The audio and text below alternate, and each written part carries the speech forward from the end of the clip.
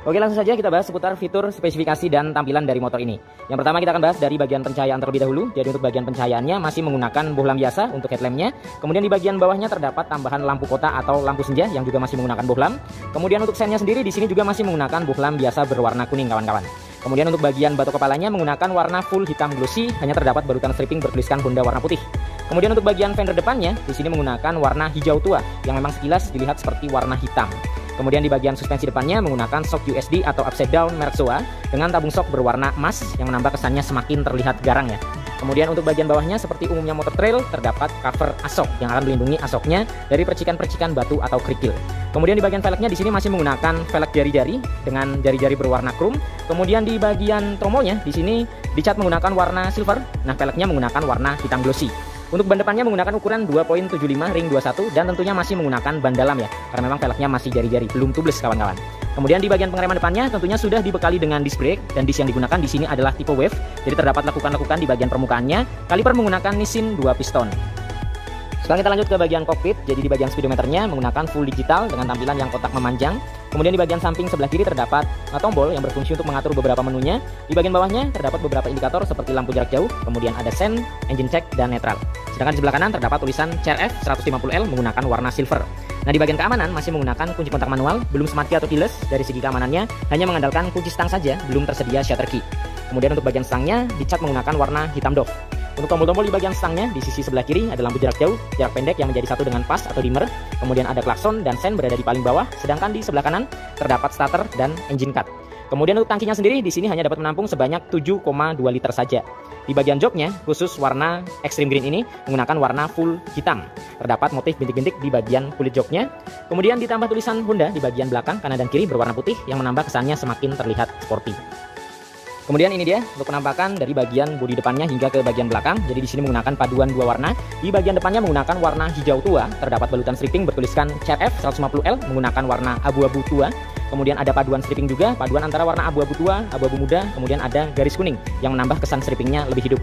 Kemudian di bagian tengah juga terdapat balutan stripping, abu-abu, dan kuning lagi kawan-kawan. Nah, di bagian tengah sini terdapat transisi perpindahan dari warna hijau ke warna hitam. Jadi hijau ke belakang dia hitam, dan di bagian bodi sampingnya untuk hitamnya sendiri polos sama sekali tidak ada balutan stripping. Kemudian di bagian bodi belakangnya juga full polos hitam, hanya terdapat stripping bertuliskan Honda warna putih. Kemudian untuk pencahayaan bagian belakang, stop lampnya tentunya masih bohlam biasa dengan dibalut dengan mika berwarna merah. Kemudian di bagian sennya juga masih bohlam biasa. Untuk fender atau spakbor belakangnya ukurannya tidak terlalu lebar dan tidak terlalu panjang. Terdapat mata kucing dan lampu penerangan plat nomor di bagian atasnya.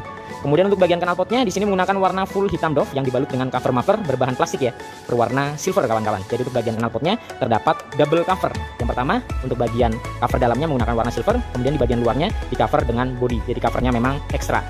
Dan kurang lebih seperti ini penampakannya dari bagian bodi belakang, tengah hingga ke bagian depannya. Sekarang kita bahas ke yang paling utama yaitu sektor mesin. Jadi motor ini menggunakan mesin injeksi 150cc bertipe SOHC. Jadi mesinnya masih SOHC ya, belum DOHC. Berpendingin sirip-sirip atau udara, belum berpendingin radiator. Kapasitas mesin di 1 liter hanya mempunyai 5 percepatan atau 5 perpindahan gear. Jadi berbeda dengan CBR, Sonic, dan CB yang menggunakan 6 percepatan, CRF ini hanya 5 percepatan. Masih tersedia fitur kickstarter atau selah-selahan yang hampir sudah tidak digunakan di motor-motor zaman sekarang. Kemudian untuk bagian knalpotnya, untuk leherannya sendiri di sini menggunakan warna full hitam doff dan terdapat cover ya di bagian depan hingga ke bagian tengahnya. Untuk covernya sendiri di bagian leherannya menggunakan bahan plat, berbeda dengan bagian silencernya yang menggunakan bahan plastik. Kemudian di bagian frame atau sasisnya di sini dicat menggunakan warna full hitam glossy. Untuk step depannya menggunakan model pegas yang dibalut dengan karet di bagian permukaannya, sedangkan di bagian belakangnya dia menggunakan model klik berbahan aluminium. Kemudian di bagian kaki-kaki belakang untuk bagian swing armnya di sini masih menggunakan model kotak, jadi belum menggunakan swing arm model banana.